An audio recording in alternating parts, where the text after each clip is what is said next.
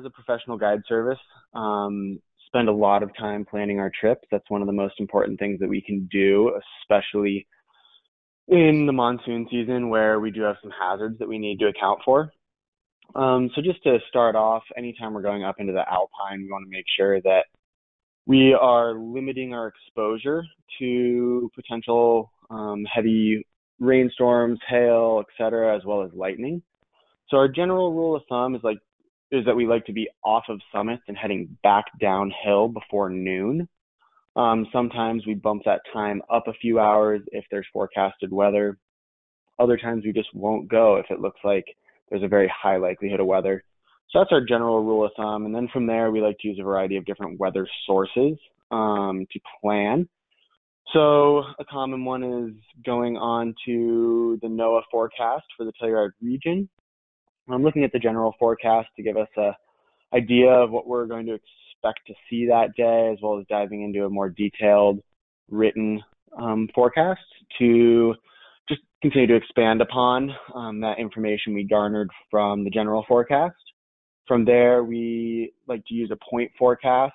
That's commonly found a little bit below the detailed forecast. And we also like to dive into some of the graphs that the NOAA site has available and look at the hourly weather forecast. We find that gives us really good data on temperatures, both high and low. We like to look at forecasted wind speed, gusts, and wind direction. That gives us a good idea of what sort of flow we're expecting to see.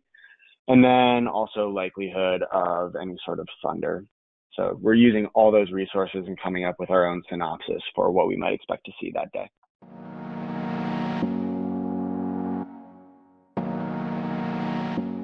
As a guide, we are also expected to be able to communicate with our office should we need to receive an alert for weather, or if we have an emergency, we need to be able to call out and get that information out. So I carry a Garmin InReach with me.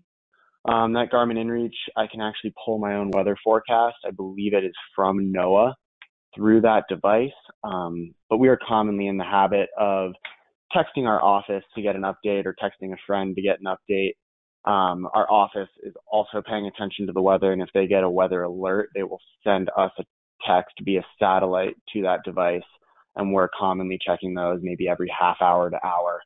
So that's how we receive an update.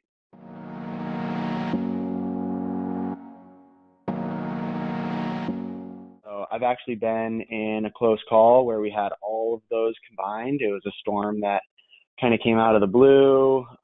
It got really warm really quick, and we had a lot of lightning activity. Clouds rolled in really fast, and we were up high on a ridgeline, which is really just not a spot you want to be.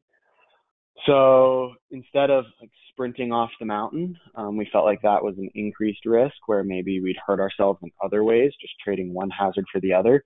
Tried to keep calm, move down the ridge in a slow and meticulous manner so that we wouldn't injure ourselves and then really be in a bad spot.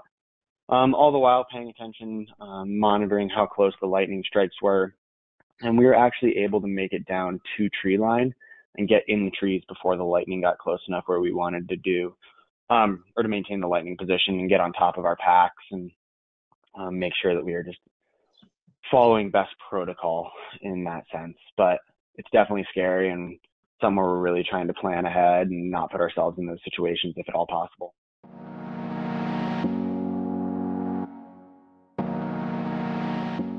Anytime we go out, we like to bring a medical kit.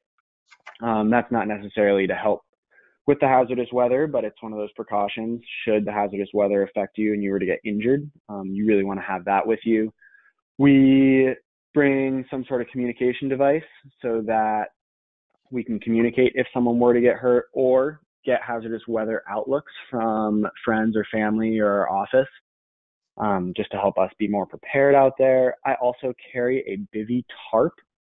So it's a lightweight tarp that if you do have really strong winds or heavy rain, or someone gets really cold and wet due to these hazardous weather conditions, you can put a couple people under this tarp and help them warm up and get out of the elements.